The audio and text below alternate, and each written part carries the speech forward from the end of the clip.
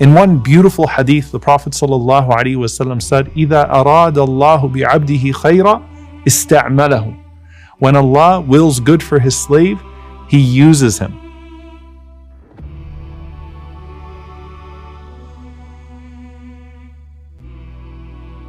So the companion said, Ya Rasulullah, كَيْفَ يَسْتَعْمِلُهُ? How does Allah use him? And the Prophet ﷺ said, يُوَفِّقُهُ لِعَمَلٍ صَالِحٍ قَبْلَ مَوْتِهِ. He gives him the ability to do a good deed right before he dies. In another narration, the Prophet ﷺ said, إِذَا أَرَادَ اللَّهُ بِعَبْدِهِ خَيْرٍ عَسَلَهُ. When Allah wills good for His slave, He sweetens him. And they said, Ya Rasulullah, how does Allah sweeten His slave? And he said, يَفْتَحُ اللَّهُ عَزَّ وَجَلَّ لَهُ عَمَلًا صَالِحًا قَبْلَ مَوْتِهِ ثُمَّ يَقْبِضُهُ عَلَيْهِ. Allah guides him to do a righteous deed right before he dies, and then He takes his soul while he's in that state. The Prophet ﷺ said, whoever says, La ilaha illallah, seeking Allah's pleasure, and this is the last of his deeds, will enter paradise. And whoever gives charity, and this is the last of his deeds, will enter paradise. There are so many stories of the righteous leaving in the state. When Umar ibn Abdul Aziz rahimahullah was dying, he brings his wife Fatima close to him. And she embraces him and he says to her, إِنَّمَا يُوَفَّى الصَّابِرُونَ أَجْرَهُمْ بِغَيْرِ حِسَابٍ. Verily, Allah rewards the patient without measure. And then he asks to be left alone. And so Fatima and the children leave the room of Umar and they start to peek through the crack of the door. And they said that a light entered into the room. And the face of Umar lit up. And he said, مَرْحَبًا بِهَذِهِ الْوُجُوهِ لَيْسَتْ بِوُجُوهِ إِنسٍ وَلَا جَانٍ. Welcome to these beautiful faces that don't belong to human beings or jinn. And then he kept on reciting, تِلْكَ الدَّارُ الْآخِرَةِ نجعلها للذين لا يريدون علوا في الأرض ولا فسادا والعاقبة للمتقين. This is the home of the hereafter. We grant it to those who sought not tyranny nor corruption on this earth. And a good ending belongs to the pious. Then his wife walks in and she finds him dead with his hand on his face, reclining and staring with a smile as if he's looking at his place in Jannah. جعلك في العالم المتوسط بين ملكه وملكوته ليعلمك جلالة قدرك بين مخلوقاته وأنك جوهرة تنطوي عليك أصداف مكوناته. He placed you in the middle realm between His physical world and His metaphysical world to inform you of the loftiness of your rank among His creatures. You are a gem merely enclosed by the shells of created forms.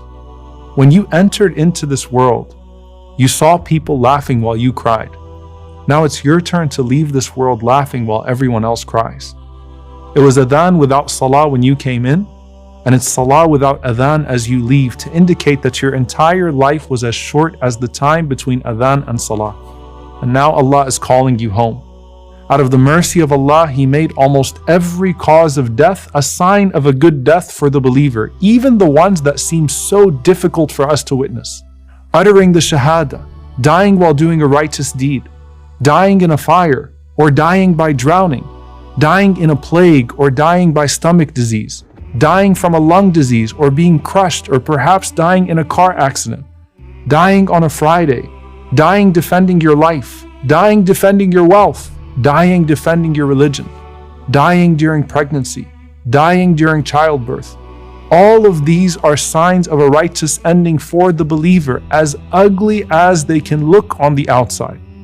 And as ugly as death can be in how it manifests to those of us still stuck in this realm, the beauty is found in where the soul sees itself going. And it's all in the blink of an eye. When you reach the height of life, He told you, وَلَا تَمُدَّنَّ عَيْنَيْكَ إِلَى مَا مَتَّعْنَا بِهِ أَزْوَاجًا مِّنْهُمْ. He told you not to strain your eyes towards what pleasures He's allowed some of them to enjoy. And He told you that it would be said to them one day, لَقَدْ كُنْتَ فِي غَفْلَةٍ مِّنْ هَذَا فَكَشَفْنَا عَنْكَ غِطَاءَكَ فَبَصَرُكَ الْيَوْمَ حَدِيدٌ. That you were totally heedless of this reality, but we removed the veil from you, and today your vision is sharp. With your eyes, you now see angels descending as light approaches. And they sit all the way at the end of your horizon as the angel of death comes near. With your eyes, you see the people you love bidding you farewell. With your eyes, you see the hospital bedsheets turning into a kafan, your shroud of death. With your eyes, you see yourself trapped in a body being carried, and now the soul is to be carried. With your eyes, you see that instead of medicine being injected into your body, the medicine is the ejection of your soul from your body. With your eyes, you see your soul leaving your body, never to return to it again. The moment of death comes, and the soul is removed. Your vision is blurred. The voices from the world become quieter, and a new perception comes that is straight from your soul. Before you even have time to experience the extreme trepidation of leaving this world, the angels descend upon you saying, "Don't be afraid."